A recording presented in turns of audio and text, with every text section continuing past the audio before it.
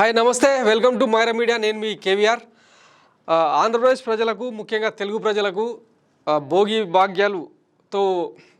భాగ్యాలతో వర్ధిల్లాలని సుఖ సంతోషాలతో వర్ధిల్లాలని ఆకాంక్షిస్తూ సంక్రాంతి శుభాకాంక్షలు మైరా మీడియా తరఫున.